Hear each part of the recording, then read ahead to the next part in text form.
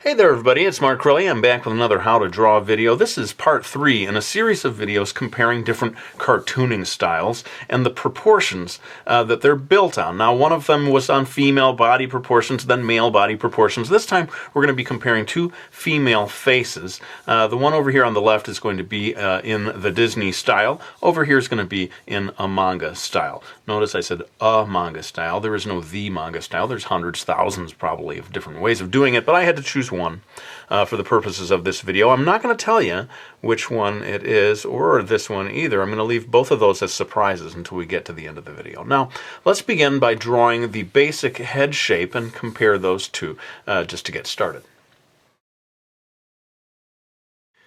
Alright, so you can see right from the get-go they begin to diverge a little. Now, I hope I said earlier, these two circles are the same size. So we're starting with the same size of head in a way, but you can see that the distance between the circle and the chin here is maybe a shorter distance than what we have here. Already we're getting a slightly taller head shape, I would say.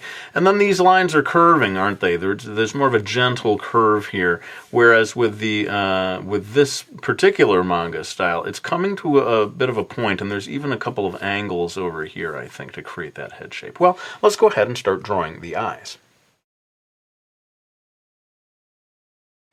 Okay, well, here's where it really starts to get interesting, I think, comparing the eyes. Now, notice, first of all, the location. The eyes in this Disney-style face are considerably higher, closer to real human anatomy, I should say, whereas on this particular manga style, and I think for many of them, the eyes are lower on the head. Which creates a sort of a youthful effect. I think we associate when the facial features are a little lower on the head, it has a slightly babyish sort of look that becomes quite cute. Quite a big distance, I think we can see between these two eyes, although, you know, proportionally maybe it holds true to this rule of there being one eye's worth of distance between them. The shape of the eye in this Disney style, and I should say that this is the current modern sort of computer graphics Disney style that they've used for their most recent films. I can't really speak to, you know, The Little Mermaid and things from that era, as certainly not in this video.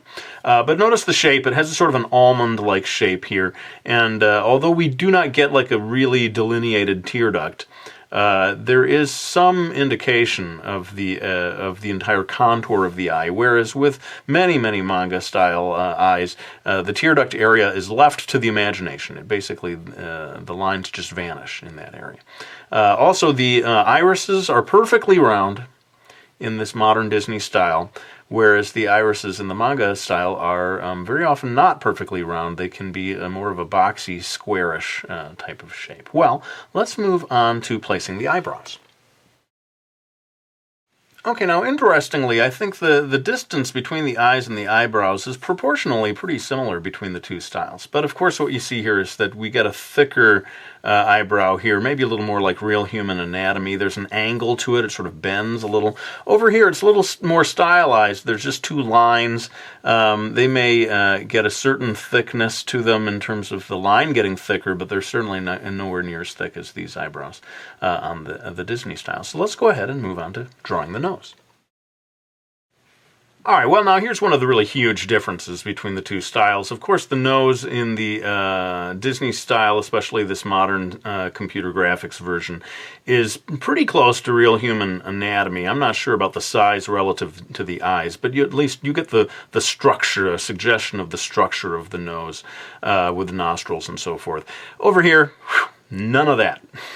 The manga illustrators are really getting stylized, they're getting creative, they're freeing themselves from reality, and just a dot here is all, this particular artist felt was necessary for the nose, and that's pretty common in a lot of manga styles. As I say, there's a lot of different ones, but I would say the vast majority of them minimize the nose, sometimes to a very drastic degree. Notice the location. The dot is landing right on that first circle, you know, that we drew at the beginning. And maybe if you think of this whole area of the tip of the nose as being symbolized by a dot, this one is coming up a little higher on the face. So let's go ahead and move on to drawing the mouths.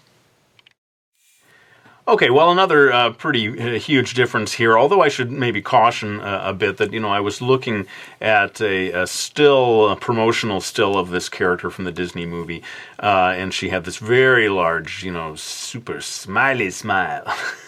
Almost ear-to-ear kind of a smile. And that might not be a fair comparison with this more subtle smile of this character that I saw in this particular pose. But I think it's fair to say that in the Disney style, the mouths are larger and more defined and just given more prominence than in the... in this particular manga style, or I would say the vast majority of manga styles, very often the mouth and the nose together both are greatly minimized. And, I would say that this is getting exaggerated in the opposite direction from human anatomy, almost, in proportion to her face. I don't know if anyone is capable of smiling quite this large. It would be interesting to see if you measured out the proportions. But now it's time to move on to drawing the ears. Now, I found this pretty interesting. The ears are very nearly the same size between these two characters. The location in relation to the eyes is a little different, maybe a little higher up on this manga-style illustration. Again, a little closer to real human anatomy with the top of the ear at the top of the eye lining up there and the bottom of the ear lining up with the bottom of the nose. Although, actually, the bottom of this ear also lines up with the bottom of the nose, so who knows? Crilly doesn't know what he's talking about. Don't listen to him. But I found this really fascinating to compare. And one thing that you're going to see in the final illustrations I want you to pay attention to, we talk about how the nose here is much more delineated and more like real human anatomy than it is in the manga style. Well, with the ears, it gets flipped around. And the manga artist does begin to try to indicate these lines of the curvature of the inside of the ear. Whereas the Disney-style illustrators, these computer graphic illustrators anyway, they really do not want us to see too many lines over here in the ears. And it looks, as I said in my Elsa video a month or so back, it almost looks like a piece of plastic that has been, pressed into the vague shape of an ear, but they're not going to start showing all those little curving lines in there. So I found that interesting that they sort of flip-flopped in that regard in terms of who was, trying to stay closer to real human anatomy. Well, I'm going to do a last couple of comparisons here. The necks, comparing the necks of the two characters, and then also the hairline, where the part of the hair comes off of the forehead. And then we're going to be able to get up to that point where I reveal who these two characters are. All right, well, quite a big difference, I think, between the lengths of these two necks here. The Disney character having a very long neck compared to this manga character. And, this female neck here may look a little thick to some of you, but sure enough, for this particular character, as I studied the illustrations, she had a large enough neck to support this head, let's just say. And then the hairline here, quite a big forehead on this character, which may be unusual for manga characters. Maybe, sort of idiosyncratic to this particular character, but certainly for the Disney character, the forehead pretty short compared to real human anatomy. Well, it is time to go ahead and, in time-lapse, draw these two characters, put in the final line work all the way to the shading process, and you will find out who they are. But for now, can you guess? Place your bets, folks. Which Disney character is this? Which manga character is this? All right, here comes the big reveal.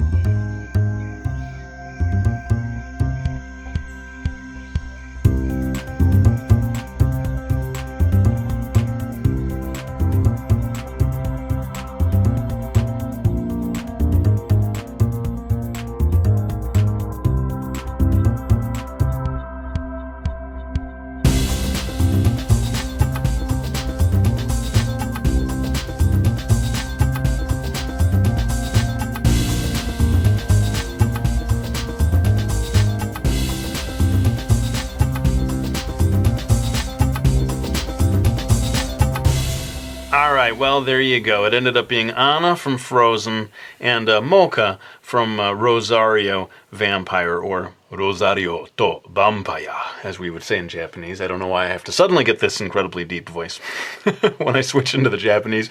But this is not finished. Of course it isn't until I do the blushies. She's already got blushies, I think. Not the same as the manga style blushies. And, oh boy, I gotta grab the books. Hang on a second. Alright, well, we got the books. I can finally wind this down. I want to thank anyone who's supported me by getting any of these books. We got Brody's Ghost and Miki Falls, my 2 graphic novel series, as well as Mastering Manga 1 and Mastering Manga 2, my How to Draw books. I really greatly appreciate the support of people who buy those books, and of course, those of you who just subscribe and watch the videos. It really means a lot to me. So let's go ahead and lay down this pencil. I want to thank you all for watching this video. I hope you enjoyed it, and I'll be back with another one real soon.